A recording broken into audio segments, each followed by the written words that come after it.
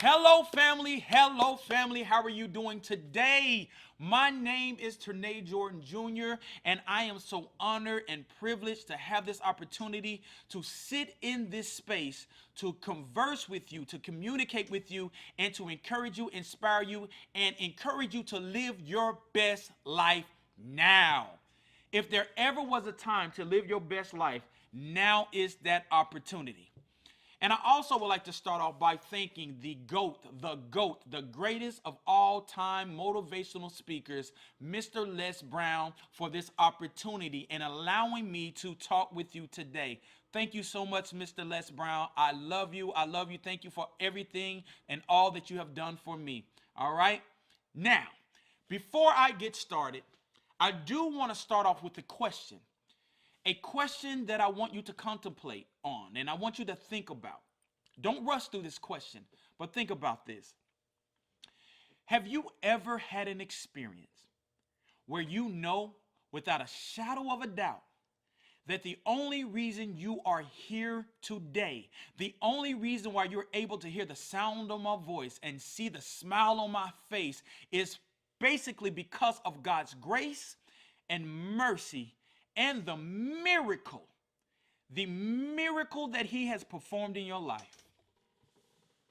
Now, maybe, just maybe, you were at a stoplight. And as you were sitting at that stoplight, the light changed from red to green. But for some reason, you didn't move. For some reason, you did not budge. There was something that caused you to pause. And it was within that pause that a driver ran a stoplight. And if you would have pressed down on that accelerator, my brother, my sister, you would not be here today. I'm talking about a miracle. You see, I'm reminded of a story of a young man who lived in San Francisco. Now, this young man decided to go to the Golden State Bridge to commit suicide. You see, he was going through a tough time. He was going through a rough time, and he was going through some toil and some issues in his life. And he said to himself, if someone would just acknowledge my presence, if someone would just acknowledge that they see me, then the suicidal thoughts that have been hunting me in my head, I will not act upon them. But sure enough, no one ever acknowledged his presence. So he climbed on top of the rail of that bridge, and he lowered himself. And at that moment that he let go, he knew that he made a terrible mistake. You see, there were many individuals that went to that same bridge to commit the same suicidal act. They died. But this young man said that he knew that when he let go of that bridge, he was making a permanent decision from a temporary situation. But by God's grace, he survived. And now he is using his life to travel the world to speak to individuals who have gone through a tough time, who are having suicidal thoughts and want to give up on life. I was sitting on a couch at a local YMCA. I was 15 years old. My sister was with me. She was 12 years old. I was sitting on that couch. I just finished a piano lesson. Now, let me tell you why I was taking piano lessons. You see, I always had a dream. I had a huge dream. I wanted to be a superstar. I wanted to be a music mogul. I wanted to be a recording artist. And I wanted to travel the world from stage to stage. I wanted my name in lights. I wanted to come out and smoke. I wanted screaming and raving fans. I wanted stalkers, y'all. Yes, I did. I wanted stalkers. Now, don't judge me. Don't you judge me. Now, you know that you can't be a true superstar and you don't have at least one stalker. One?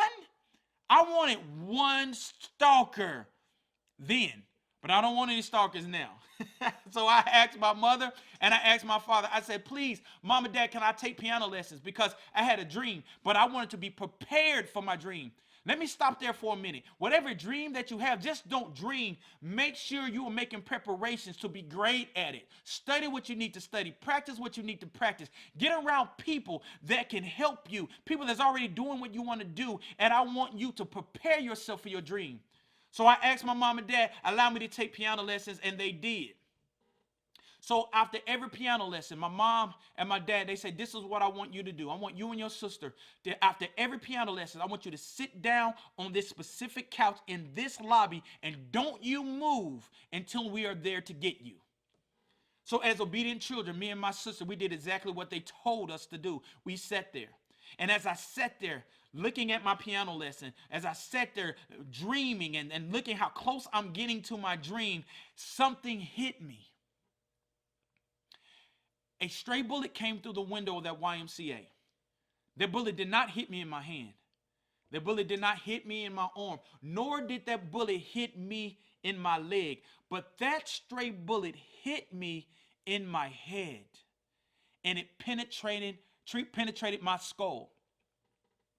That night, October 27th, 1993, I did not know what happened to me until I was laying in the arms of an unknown man who was cradling me as if I was his own son. I didn't know I was hit in the head with a bullet, but it wasn't until he began to yell and scream that I figured out what the truths of what happened to me was. And he said to me, he said out loud, he said, "Someone call 911. Someone call 911. This boy has been shot in the head." And when he said that, I immediately began to pray. I said, "Lord, I don't want to die. Lord, I'm sorry. Whatever I've done to deserve this, I don't want to die. I don't want to leave this earth. It's not time. It's not time." And that man was holding me and he said, "Son, you're not going to die, but keep praying, keep praying, keep praying." And he began to tell me to pray.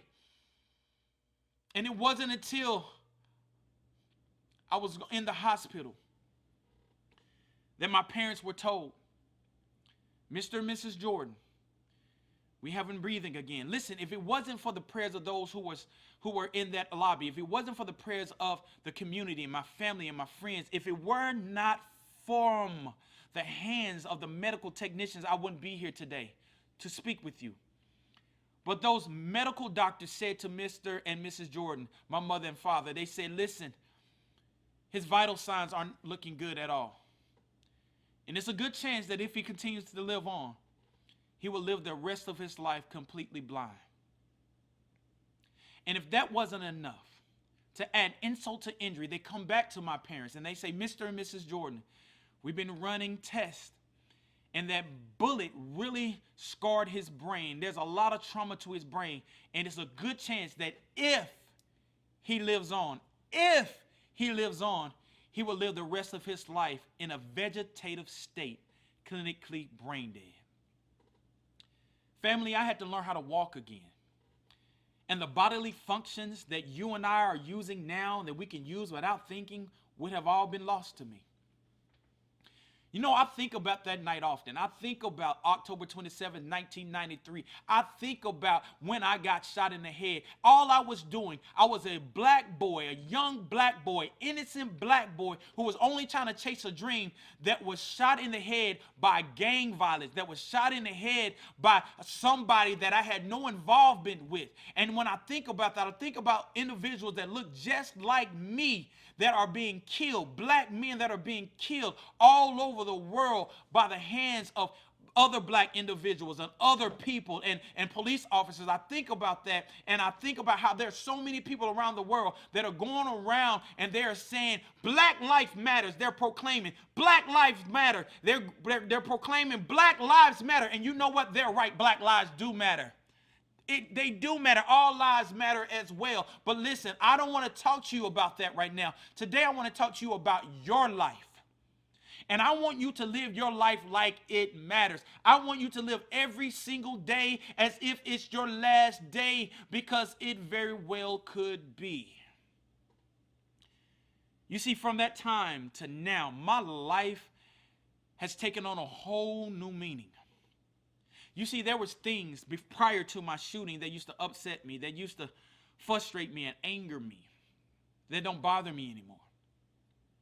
You see, there are many individuals amongst us that have lost people that they love dearly, and they'll never see them again on this earth. They'll never see them again, and it hurts them.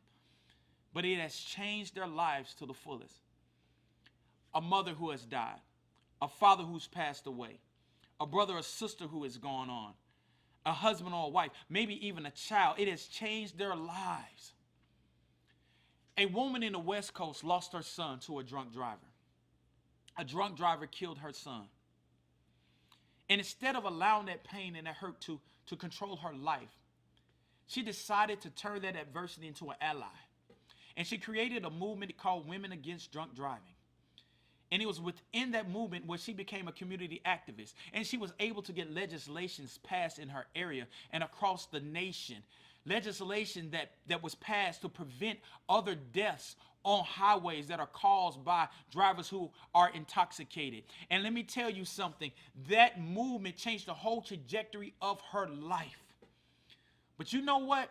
I really believe that trauma that she experienced in that experience of losing her son, she's not the only one that have endured something that was traumatic like that. I believe that I am talking to some individuals right now that have gone through some traumatic experiences, but you did not allow that trauma to control and dictate your life.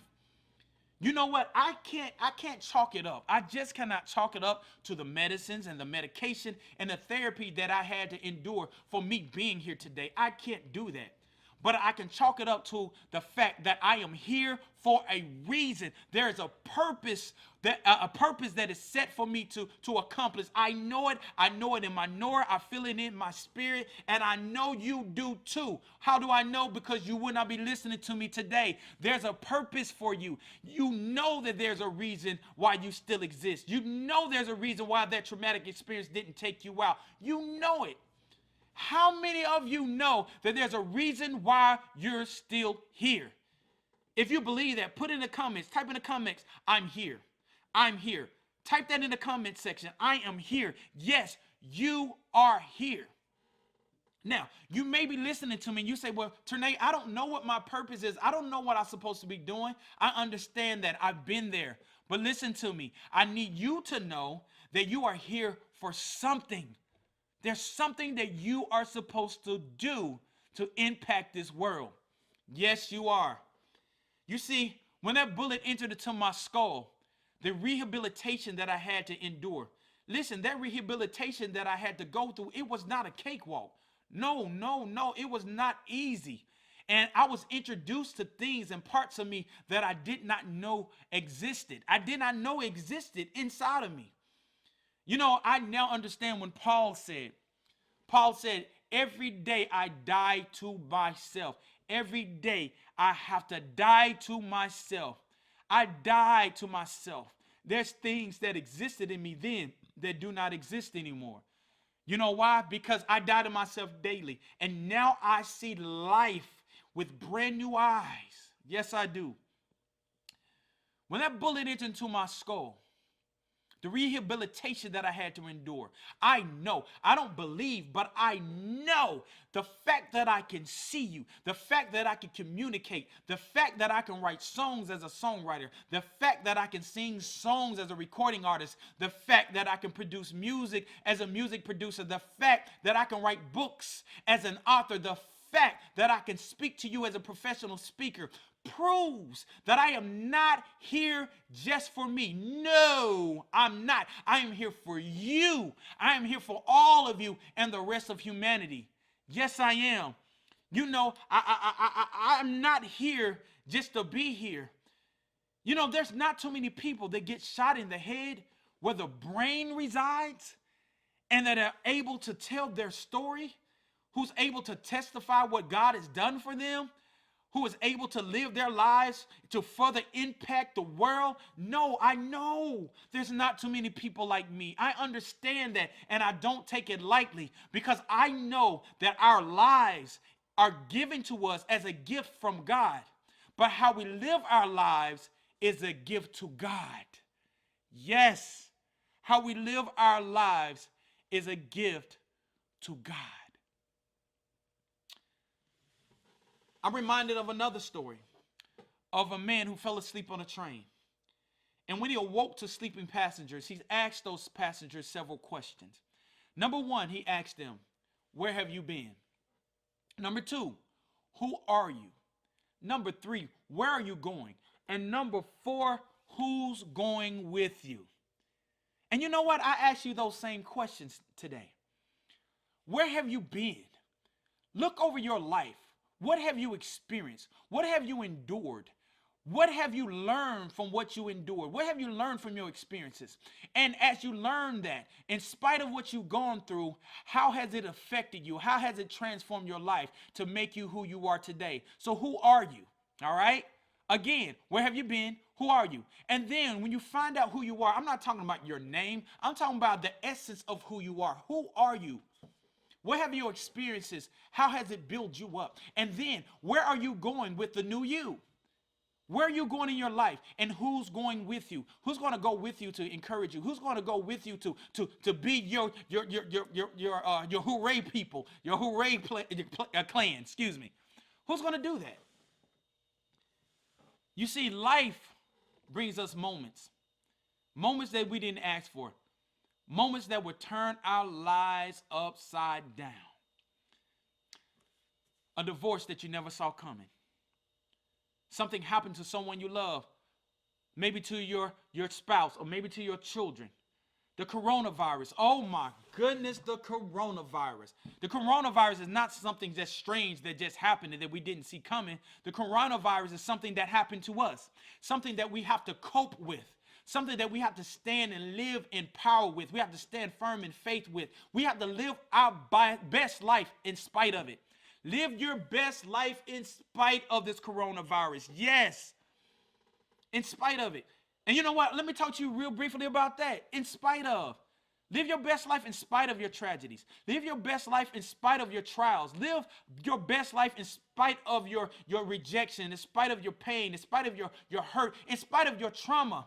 Live your best life now. And let me tell you how to do it. I'm going to show you how to go from trauma to triumph. I want you to be triumphant over your trauma. And I'm going to give you 5 bullet points of how to do that. You ready? Write this down. Number one, see beyond sight. See beyond sight. You see that bullet temporarily left me blind. That bullet temporarily took my sight away from me. But you know what that bullet also did for me? That bullet gave me vision for my life. That bullet gave me purpose for my life. That bullet gave me that opportunity to tell you my story now, to let you know that you can go through traumatic experiences, but you can also become triumphant over it. And that's what that bullet has done for me. You know, Helen Keller, a blind girl, Helen Keller said this. She said, the only thing worse than being blind is to have sight but no vision. Whew! Did you hear that? The only thing worse than being blind is to have sight but no vision. You know what? Albert Einstein also said this. Albert Einstein said that he want you to live your life from your imagination. You see, I was told that I'll never see again, but now I see my life more clearly. And again, I mentioned Albert Einstein. That's the second thing I want you to write down. Live from your imagination. Albert Einstein said this. Albert Einstein said, live from your imagination and not your history. Listen to me, family. Listen, your imagination is the conduit. Your imagination is the gateway to becoming who you desire to become and to go wherever it is that you desire to go.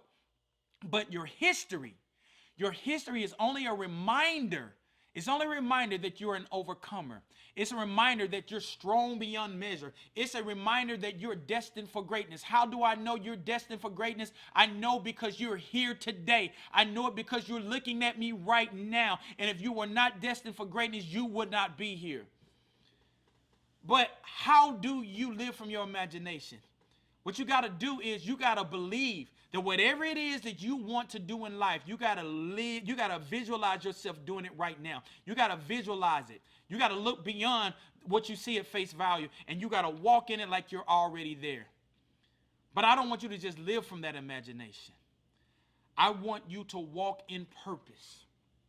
Now, Patrice Berry said this. When you walk in purpose, you will collide with destiny. And you may be saying to yourself, Ternay, I don't know my purpose. I don't know what I'm supposed to be doing. I totally understand. I've been there, done that. But Bishop T.D. Jakes said, if you can't figure out your purpose, then figure out your passion, and your passion will lead you to your purpose. That's right. What are you passionate about? What keeps you up at night? What hurts you? What pains you? That thing that hurts you the most, that have you crying on a regular basis, that thing that you can't shake. Perhaps your purpose is to find a way to heal and fix that thing that hurts you the most. If you see somebody that always going through domestic violence, maybe you are supposed to find a way to help that individual or help individuals that are going through domestic violence. I don't know what your purpose is, but I can guarantee you this: your purpose is connected to your passion. And then the next thing, don't give up. The next thing I want you to write down: don't quit, don't give up. Please don't give up. You know what? I told you that in the midst of me trying to chase my dream, I got shot in the head and I died. But you know what? God said, no, I'm going to allow you to live because you have work to do. And I never gave up on my dreams. I still went out and to pursue my dream of becoming a recording artist. I was able to write music with major recording artists. I began to record them in the studio. I began to travel with them and tour with them. I began to write and sing on stages. Many times I wanted to, remember I told you, I wanted to sing on stages, but God has allowed me to now speak on stages. He said, I'm going to still put you on stages, but I'm going to give you a platform where you can tell your story. And the last thing I want you to write down is leave a legacy. Leave a legacy behind. I was talking to an individual, and this person I was talking to, we were talking about life and we were talking about death. And I told this person, I said, you know what? I live my life every single day with my funeral in mind. He said, man, that's very morbid, man. Why would you do that? I said, listen to me. I live my life every single day with my funeral in mind. Because I know that at my funeral, I believe it, that they're going to have an open microphone where people can get up and speak on my behalf. Speak about how I influenced their lives. Speak about what they learned from me. And there's going to be individuals there that know me. They're going to say, man, I wish I would have known more about him. Or people that have no idea who I am. And they say, man, I wish I would have known Ternay. But you know what? Mr. Les Brown has also said, he told me, my mentor, the guy that I admire and that I aspire to be just like, he always tells me, he said, live a life that outlives you. When you're dead and gone, and you're no longer walking on this earth, will somebody be able to tell your story and tell how you have triumphed over your trauma and use your story to help other people even while you're gone? Listen, I thank God that I had this opportunity to tell you my story today. And you also have a story. You see that bullet? It still has residency in my head, and it lives there without paying rent. That's why I want to give you 5 bullet points, because I don't know how trauma has traumatized you, but don't let that trauma destroy you. Remember, bullet point number 1, see beyond sight. Number 2, remember, live from your imagination. Number 3, I want you to walk in your purpose. Number 4, I don't want you to give up on anything. Do not give up on your dreams. And last but not least, leave a legacy behind so that your life can outlive you. You know what? In the words of Mr. Les Brown, it's been a plum pleasing pleasure to speak to you today. I am your friend. I am your brother. I am your transformational development strategist. I love you and I'm rooting for you. I am one of your biggest fans. And you will not give up, not on my watch. That's my story, and I'm sticking to it. I love you.